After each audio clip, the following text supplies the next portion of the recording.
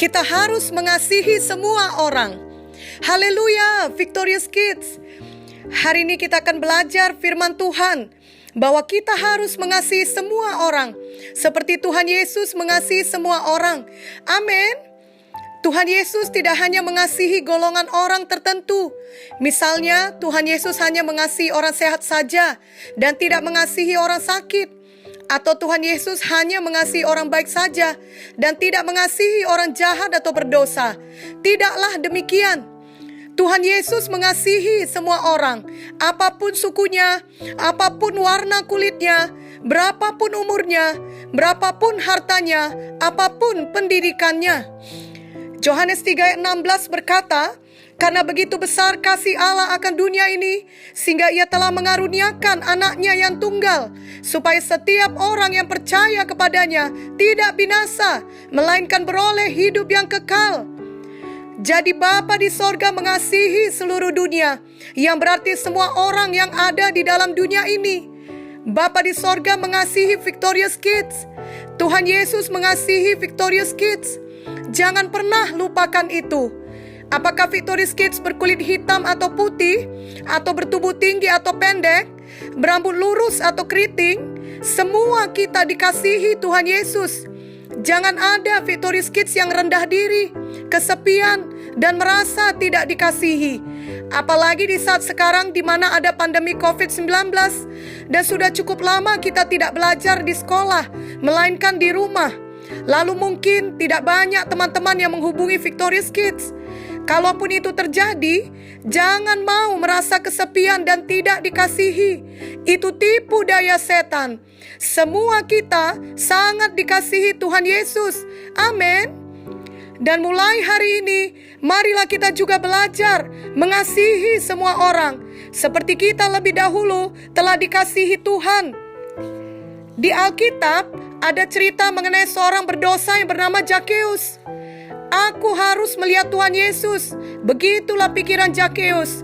Namun dia adalah seorang yang bertubuh pendek dan dia tidak dapat melihat Tuhan Yesus karena ada banyak orang berkerumun di sekitar Tuhan Yesus. Apakah yang dilakukan Zakheus?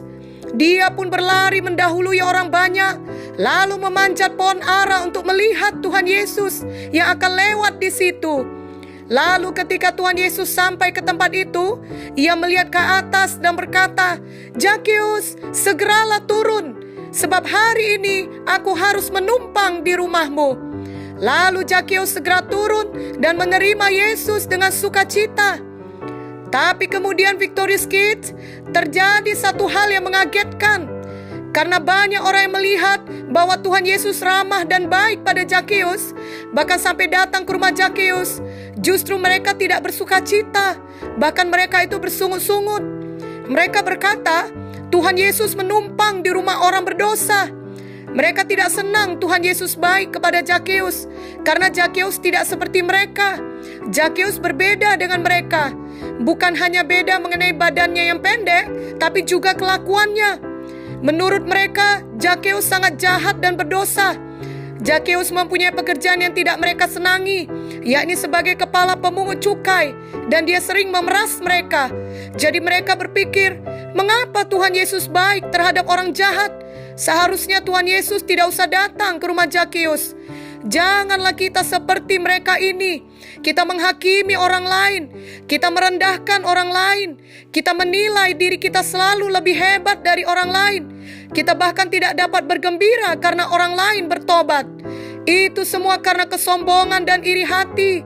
Itu sangat bertentangan dengan hati yang mengasihi. Hari ini kita belajar bahwa Tuhan Yesus mengasihi Zakheus. Walau dia berdosa, walau dia pendek, walau dia banyak berbuat jahat, namun Tuhan Yesus tetap mengasihinya. Dan karena itu pula, Zakheus menjadi sungguh-sungguh bertobat.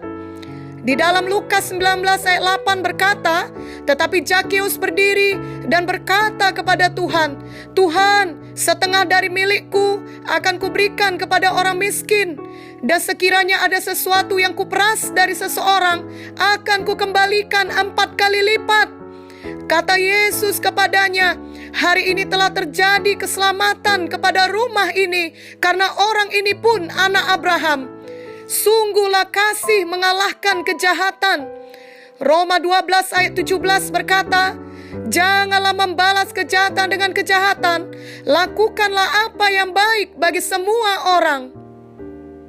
Jadi hari ini, apakah Victorious Kids juga mengenal seseorang yang kelihatannya beda dengan kita? Misalnya kita semua pintar bahasa Inggris di sekolah, namun dia justru tidak bisa berbahasa Inggris. Atau muka kita semua kelihatan mulus, di mukanya justru ada bekas luka yang besar. Kita sehat dan bisa berlari dan bermain dengan bebas, tapi dia memiliki cacat tubuh sehingga tidak bisa berlari atau bermain seperti kita. Atau rumah kita semua besar, rumahnya sangat kecil. Kita memiliki 2 orang tua, dia hanya memiliki 1 orang tua. Kita semua tinggi, dia sendiri pendek. Kita semua putih, dia sendiri hitam. Dan banyak lagi contoh lainnya. Janganlah kemudian Victorious Kids menghindarinya karena dia berbeda. Janganlah mengucilkannya. Jangan pula mengejeknya, menggosipkannya, apalagi membulinya. Jangan merendahkan orang lain hanya karena ia berbeda dengan kita. Itu bukan mengasihi. Ingatlah teladan Tuhan Yesus. Dia mengasihi semua orang.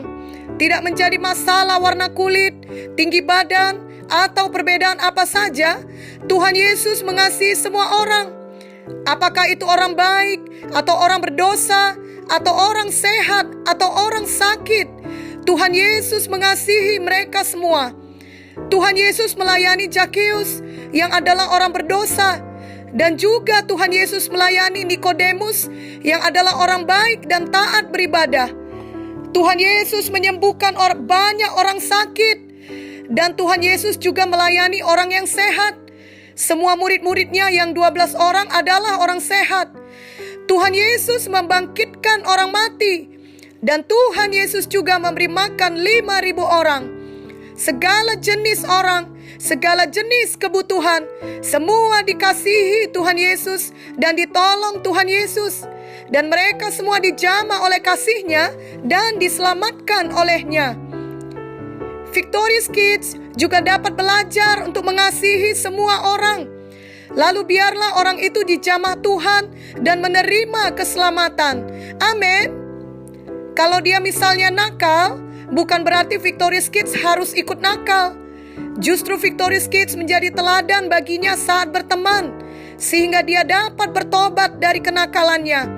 Kalahkan kejahatan dengan kebaikan. Amin.